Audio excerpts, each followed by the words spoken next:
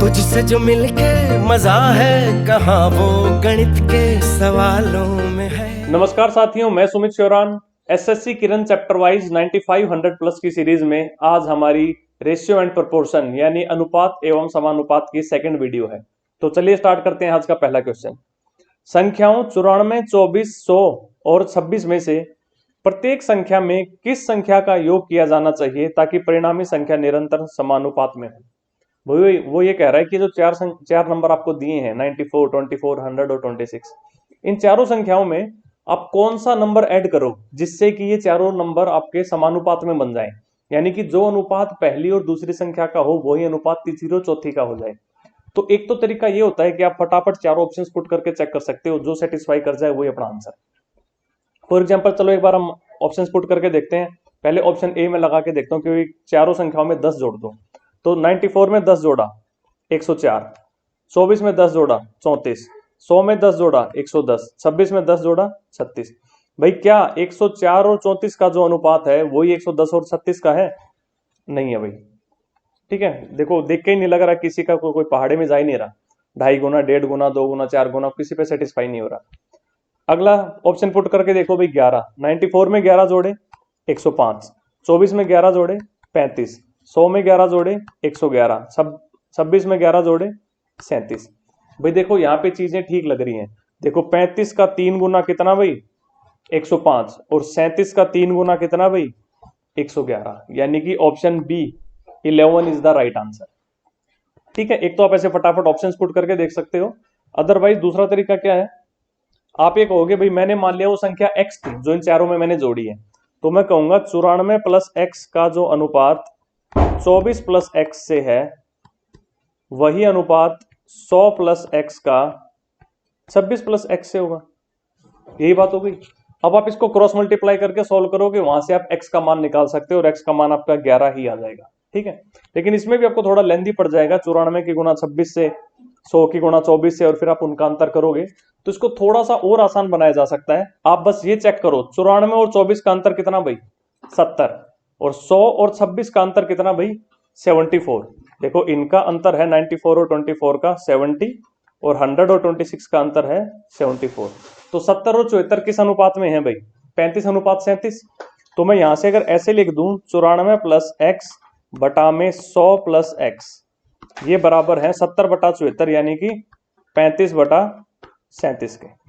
ठीक है, तो यहां से क्रॉस मल्टीप्लाई करोगे तब भी आपको x का राइट आंसर मिल जाएगा। देखो भाई 37 की गुणा 94 से 3700 के कितना भाई 148, 8 लिखा 14 कैरी, 37 निमा 333 और 14 347 प्लस में 37x बराबर हो गया 3500 प्लस में 35x।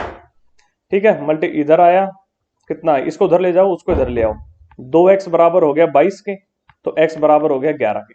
ठीक है, ऑप्शन 2 11 ही आपको यहां से भी आंसर मिलेगा। तो ऐसे न करके, इस तरीके से न करके आप इसको ऐसे भी अप्रोच कर सकते हो। आप बस ये देखो इन दोनों का अंतर कितना 70, फिर तीसरी और चौथी का अंतर कितना 74, फिर मैं सीधा सीधा लिख दूंगा 94 प्लस एक्स बटा में 100 प्लस एक्स बराबर भाई 70 और 74 को 2 से काट के 75 बटा 37 लिखना, 35 बटा 37 लिख दिया। चलिए भाई नेक्स्ट, चार संख्याओं u, v, w तथा x का अनुपात क्रमशः 2 अनुपात 7 अनुपात 9 अनुपात 11 है। देखो भाई u है, v है, w है, x है, 2 अनुपात 7 अनुपात 9 अनुपात 11।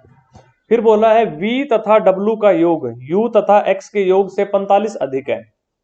भाई v तथा w कितना हो गया भाई 16, कह रहा है u तथा x के योग से 45 अधिक, u और x का योग कितना हो गया भाई 11 और 2 13, ये 16 है और ये 13 है। भाई कितना अधिक हो गया, ये इससे 3 अधिक हुआ ना। लेकिन सवाल क्या कह रहा है 3 अधिक नहीं है भाई 45 अधिक है, यानी कितना गुना 15 गुना। तो उसने आपसे पूछा है u प्लस एक्स का मान क्या है, u प्लस एक्स तो मेरा 13 आ रहा था, तो मैं कहूँ 13 नहीं 13 का 15 गुना हो जाएगा।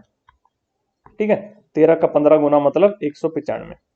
सो option B 195 is the right answer. चलिए भाई नेक्स्ट, दो संख्याओं का अनुपात 7 अनुपात 10 है, यदि उनका अंतर 96 है तो सबसे छोटी संख्या क्या है? भाई एक संख्या कह रहा है अगर 7 है तो दूसरी 10 होगी, तो यहां से मुझे इनका अंतर कितना दिख रहा है, इसको 7 और उसको 10 ही अगर मैं मान लूं तो अंतर 3 मिलेगा मुझे। लेकिन सवाल कह रहा है अंतर 3 नहीं है भाई, अंतर 3 न होके 96 दे रखा है, कितना गुना, 32 गुना। तो मैं कहूंगा संख्याएं भी 7 और 10 नहीं थी, 7 और 10 की 32 गुना ज्यादा थी। तो उन्हें पूछा सबसे छोटी संख्या क्या है, मैं कहूंगा 7 का 32 गुना। ठीक है भाई, कितना, 224। Option B 224 is the right answer. चलो भाई नेक्स्ट, दो धनात्मक संख्याओं का अनुपात 2:1 है, उनका गुणनफल दे दिया तो छोटी संख्या क्या है। आप एक संख्या मान लो 2x, दूसरी संख्या मान लो x, एक 2x और एक x, 2:1 में हो गई।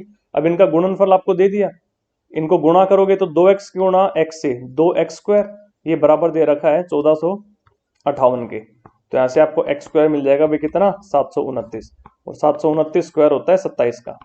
तो x का मान आ गया 27। उन्हें पूछा छोटी संख्या क्या है, छोटी संख्या 27 है, x का मान 27 आ गया, छोटी x थी, बड़ी 2x थी, यानी बड़ी 54 थी। तो छोटी पूछी है तो मैं कह दूंगा 27, option B is the right answer.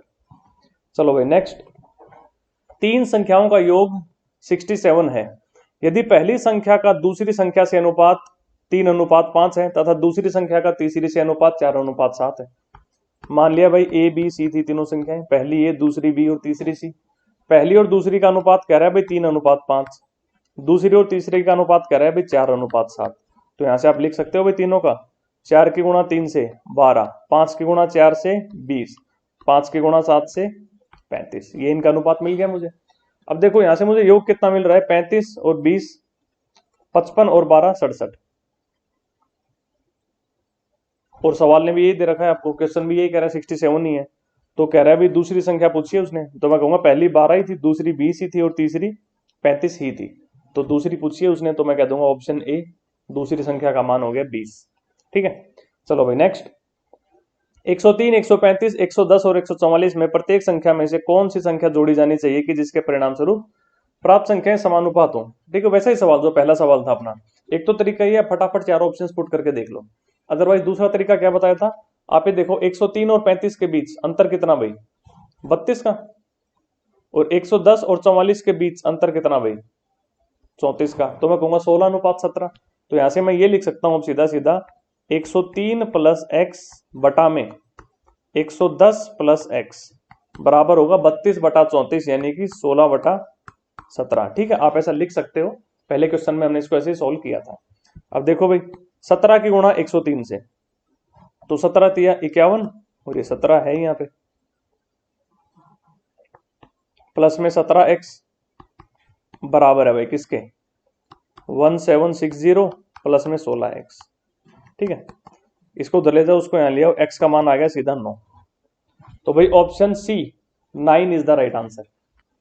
चलिए भाई नेक्स्ट, 7, 17, 22 तथा 47 में से प्रत्येक में कौन सी संख्या जोड़ी जानी चाहिए कि परिणामी संख्याएं एक समानुपात में हो। वही बात फिर से भाई, क्या जोड़ू इन चारों संख्याओं में कि जो अनुपात पहली और दूसरी का हो वही दूसरी और ना वही तीसरी और चौथी का हो। तो देखो यहाँ पे भी फटाफट, ये तो ऑप्शन से पुट करके देख सकते हो, तो संख्याएं बड़ी छोटी छोटी उसने आपको दी है। पहले आप एक मान लो भाई, मेरा ऑप्शन ए सही है, मान लेते हैं। तो एक जोड़ो भाई, 8, 18, 23, 48 भाई है क्या, नहीं लग रहे अनुपात में। 3 जोड़ दो भाई, 10, 20 और ये 25 और 50, ये है भाई। 10 का दुगुना होता है 20 और 25 का दुगुना होता है 50, यानी कि option B 3 is the right answer. ठीक है, अदरवाइज दूसरा तरीका क्या था, अब देखो इनका अंतर कितना भाई 10 और इनका अंतर कितना 25। तो मैं कहूंगा 7 प्लस एक्स बटा में 22 प्लस एक्स बराबर होगा 10/25।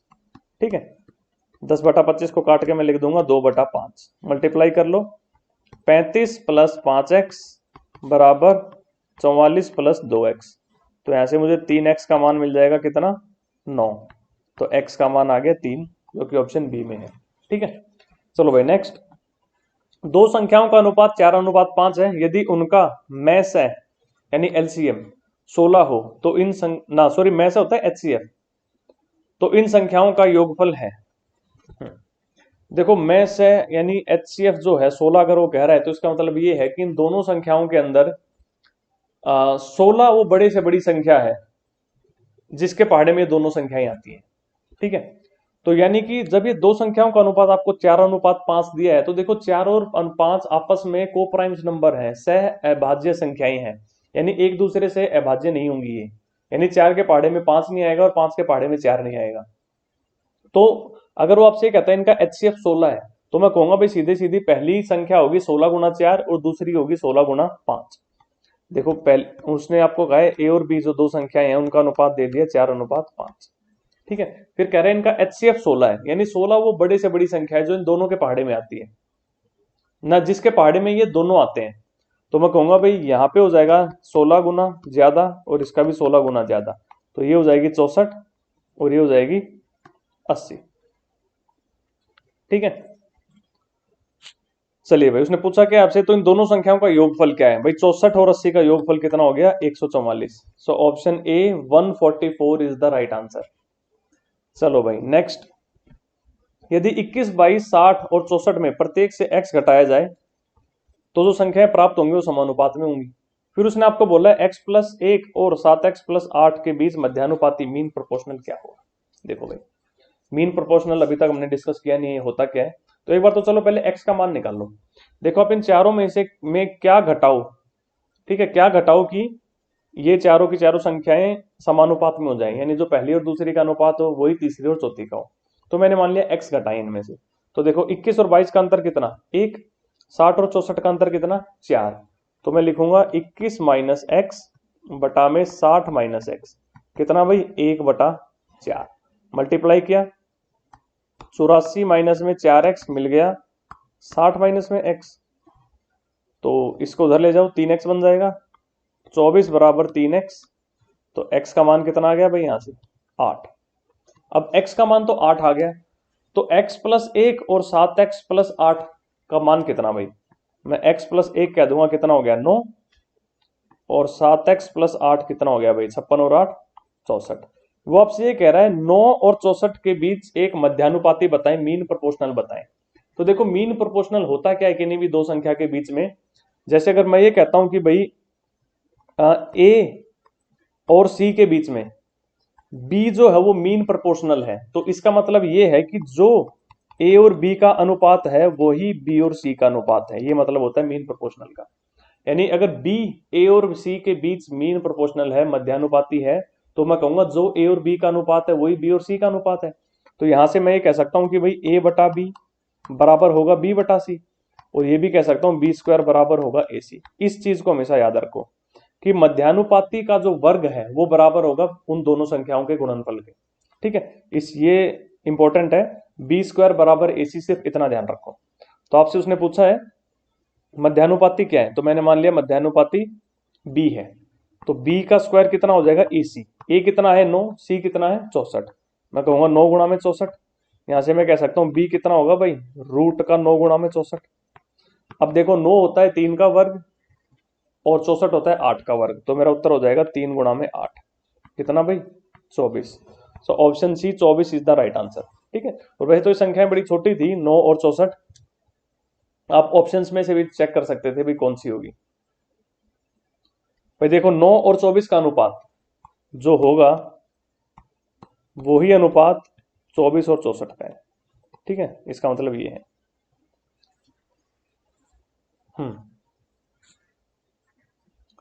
चलिए भाई नेक्स्ट, एक फल विक्रेता ने बड़े मध्यम तथा छोटे आकार के सेब क्रमशः 15, 10 और 5 रुपए में बेचे। ठीक है, ये हैं आपके बड़े, ये मध्यम और ये छोटे सेब। वो कह रहा है भाई इसको बड़े वालों को 15 रुपए के हिसाब से बेच रहा है, मध्यम वालों को 10 रुपए के हिसाब से और छोटे वालों को 5 रुपए के हिसाब से बेच रहा है। कह रहे इस प्रकार बेचे गए कुल सेबों का अनुपात 3:2:5 था। यानी कि अगर उसने बड़े सेब अगर 3 बेचे हैं तो मध्यम 2 बेचे हैं और छोटे 5 बेचे हैं। ठीक है, ये हो गया इनकी संख्याओं का अनुपात 3:2:5। तो मैंने मान लिया भाई उसने बड़े सेब 3 ही बेचे थे, छोटे 2 ही बेचे थे ना, मध्यम 2 ही बेचे थे और छोटे 5 ही बेचे थे। तो भाई कितने के बिके भाई 3 सेब, हर सेब 15 का, कितने के बिके भाई 45 रुपए के, 2 सेब 10-10 रुपए के 20 के हो गए, 5 सेब 5-5 रुपए के 25 के हो गए। ठीक है, तो मेरा टोटल कितने का बिक गया सामान 45, 20 और 25, कितना भाई 90 रुपए के बिक गए, 90 रुपए के बिके। कितने सेब बिके? 3, 2 और 5, 10 सेब बिके 90 रुपए के। तो उसने आपसे यही पूछा है उस तदनुसार उस सेब की औसत कीमत ज्ञात कीजिए। ठीक है, उसके पास सारे सेब थे, औसत कीमत पूछ रहे हैं, यानी कि भाई कुल कितने के बिके बटे में कुल सेब, तो आपको मिल जाएगा औसत, भाई एक सेब कितने का बिका। तो कुल सेब 3, 2 और 5 कितने बन गए भाई 10। तो 90 रुपए में 10 बिक रहे हैं, तो मैं कहूंगा एक कितने का, 90 बटा में 10 यानी कि 9 रुपए का एक। So option C 9 is the right answer. चलो भाई नेक्स्ट। छात्रों की दो कक्षाएं ए तथा बी को मिलाने पर जिनके औसत अंक क्रमशः 25 और 40 हैं, समग्र औसत मिलकर 30 हो गया, तो कक्षाओं ए और बी के छात्रों का अनुपात क्या है? ये तो एलिगेशन है, कुछ नहीं है भाई। वो कह रहा है ए और बी को मिलाया आपने, ए 25 है बी 40 है, और इनको मिलाया तो 30 बन गए, तो ए और बी में छात्रों की संख्याओं का अनुपात क्या है? तो सीधा सीधा बस ये लिखो, यहाँ पे लिखो 25, यहाँ लिखो 40, 25 और 40 को मिलाया तो 30 बन गया। तो ये किस अनुपात में थे ये 25 और जो 40 जो औसत थी ए और बी कक्षा के छात्रों की, तो उन छात्रों का अनुपात कितना था आप यहां से निकाल सकते हो। 40 में से 30 गए 10, 30 में से 25 गए 5, भाई 10 अनुपात 5, 5 से काट दो कितना बचेगा 2 अनुपात 1। So option A 2:1 is the right answer. चलिए भाई नेक्स्ट। एक महिला और उसकी पुत्री की औसत आयु 21 वर्ष है, यानी वो दोनों मिलकर 42 वर्ष की हो गई। फिर बोला उनकी आयु का अनुपात क्रमशः 5:1 है। भाई ये हो गई महिला और ये हो गई पुत्री। भाई कह रहा है 5:1 में है इनकी आयु का अनुपात। ठीक है, लेकिन आयु को जोड़ कितना है भाई? भाई उनका जब औसत आपको 21 वर्ष दे रखा है, तो उन दोनों के आयुओं का योग कितना हो गया भाई? 21 का दुगुना यानी 42। आपका यहाँ पे कितना बैठ रहा है? 5 और 1 6, लेकिन सवाल कह रहा है भाई 6 नहीं 42 वर्ष, यानी कि 7 गुना ज्यादा। तो मैं कहूंगा ये भी महिला 35 की थी और उसकी पुत्री 7 वर्ष की थी। ठीक है, उसने पूछा 5 वर्ष बाद उनकी आयु का अनुपात क्या हुआ? 5 वर्ष में दोनों ही 5-5 साल बड़ी हो जाएंगी, तो महिला हो जाएगी 35 में 5 जोड़ दिया 40 की, और पुत्री हो जाएगी 7 में 5 जोड़ दिया 12 की, तो 40:12। ठीक है, इसको 4 से काट दो तो ये हो गया 10 और ये हो गया 3, 10:3, यानी option A 10:3 is the right answer. तो चलिए इस वीडियो में इतना ही रखते हैं, इसके बाकी के क्वेश्चन हम अगली वीडियो में करेंगे। तब तक के लिए okay, tata, bye bye, take care.